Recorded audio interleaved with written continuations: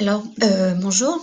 Je vais essayer un petit peu de reprendre quelques éléments de correction pour ce DM de la SN et de l'ONU. Donc, premièrement, pour répondre, disons, aux questions correctement, je souhaitais principalement que vous fassiez quelques petites recherches. Donc, il fallait vous baser évidemment sur ce que vous aviez déjà fait comme recherche au tout début, c'est-à-dire vous aviez présenté un petit peu comment le contexte de création de la SN, les succès qu'elle avait eus, les échecs, les évolutions et sa disparition. La même chose, vous aviez fait exactement la même chose en ce qui concerne l'ONU.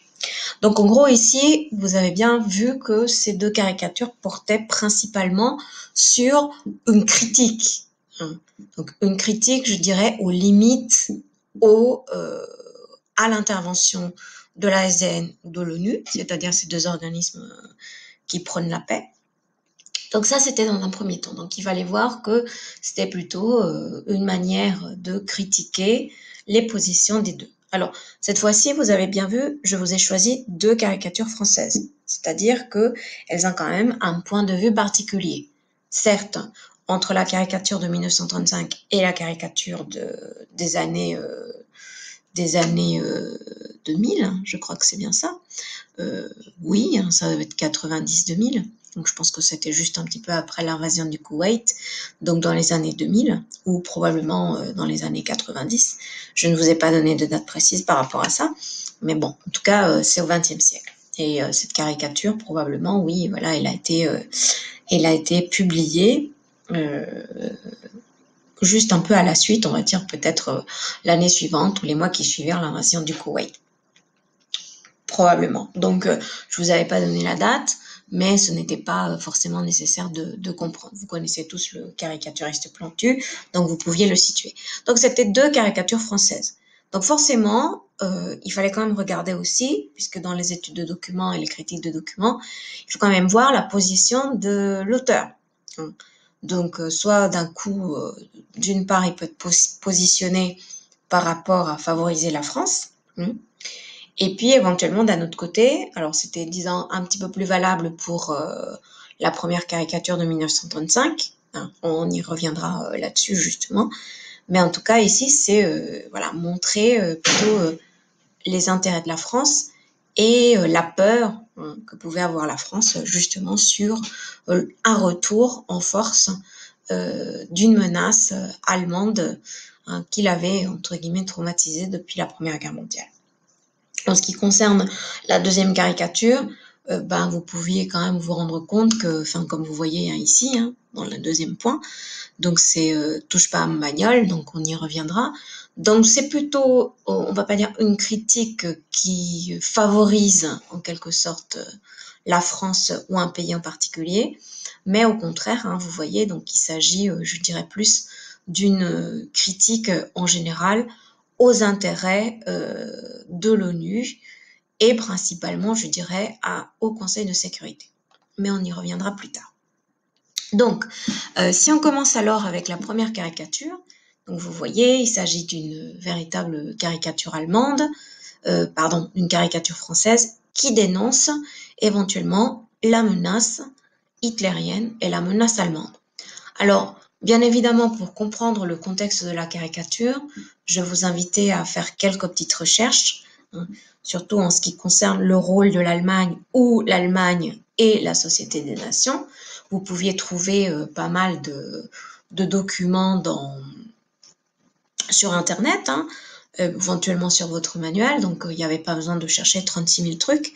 Donc, première recherche, donc il fallait peut-être remarquer que dès le début de la création de la SDN, l'Allemagne n'a pas figuré parmi les membres, je dirais, les membres fondateurs ou les membres de la SDN.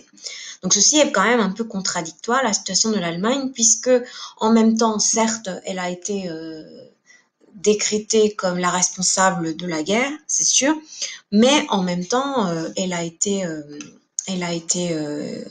l'ASN a été conçue dans une optique je dirais, de sauvetage de la paix et d'amitié entre les nations. Donc déjà que l'Allemagne ne fasse pas partie de l'ASN au début, c'est quand même un peu controversé. Ensuite, je pense que vous avez trouvé que dans les années 1926, enfin, l'Allemagne entre euh, à la SDN.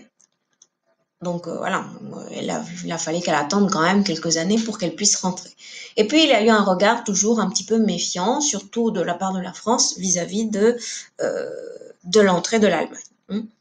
Ensuite, deuxième chose, je pense que vous avez trouvé que déjà hein, dans les années 1930, dans la Société des Nations, on évoquait l'idée du désarmement et de certaines puissances européennes. Bien sûr, on ne parle pas de désarmement nucléaire puisqu'il ne s'agissait pas de ça, mais en tout cas d'une réduction de la quantité d'armement et de la quantité de militaires que pouvait avoir chaque pays. Alors, bien évidemment, déjà, l'Allemagne avait déjà été, je dirais, condamnée, entre guillemets, à réduire son armement et son armée. Alors, vous comprenez que quand le nouveau chancelier Adolf Hitler arrive en 1933, eh bien, tout simplement, le chancelier Hitler, à cette époque-là, ne voit pas d'un œil, je dirais, très favorable le fait de partir, enfin, de parler de ce désarmement. Ça, c'est dans un premier temps. Donc, si je reprends, je disais donc Hitler donc ne voyait pas d'un œil favorable le fait de s'interdire encore plus une armée et la possibilité d'avoir un armement plus considérable ou important. Donc, effectivement, quelques mois plus tard, après son arrivée au pouvoir, il va retirer l'Allemagne, donc par sa décision, va se retirer de la SDN. Donc du coup, quelques années plus tard, justement, dès 1935, Hitler commence, je dirais, à, à ne pas respecter déjà des conventions du traité de Versailles, donc qui lui interdisait, on va dire, d'avoir un petit peu des armes hein, et un contingent militaire important. Et donc en 1935, finalement, Hitler ne le cache pas, l'Allemagne se réarme à nouveau. Donc c'est à ce moment-là, donc visiblement, que la situation ici commence à être délicate. En tout cas pour la Société des Nations et principalement pour la France. Donc dans la caricature à proprement parler, comme vous voyez, donc vous avez ici autour d'une table vêtus en noir tout autour, les membres de la Société des Nations, notamment et principalement la France. On n'arrive pas vraiment à les reconnaître. En tout cas, les personnages qui se trouvent ici, on dirait ils sont pas très contents. Hein, limite, ils font la tête. Et il semblerait que ce soit des hommes, des vieillards hein, ou des hommes âgés.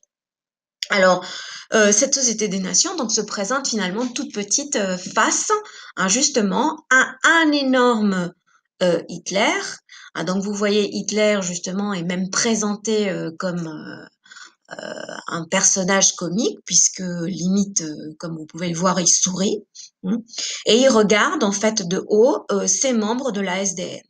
Bien évidemment, derrière, vous avez compris, se dessine derrière lui une ombre un peu menaçante, hein, et c'est une ombre qui projette un casque que vous aurez tous reconnu. Hein. Il s'agit du casque allemand par excellence, le casque que nous trouvions chez les soldats allemands dans la Première Guerre mondiale. Donc déjà, en fait, ce réarmement de l'Allemagne à partir, donc, ou progressivement à partir du retrait de Hitler de la SDN, hein, déjà, cela est vu par la SDN et surtout certains membres, notamment la France, comme un échec, hein, puisque visiblement, vous voyez, ils ne peuvent pas forcément mettre des sanctions puisqu'ils risquent la guerre. C'est d'ailleurs ce qui se passera un peu plus tard avec quelques décisions d'annexion de la part de Hitler, sans que finalement la SDN en dise quelque chose.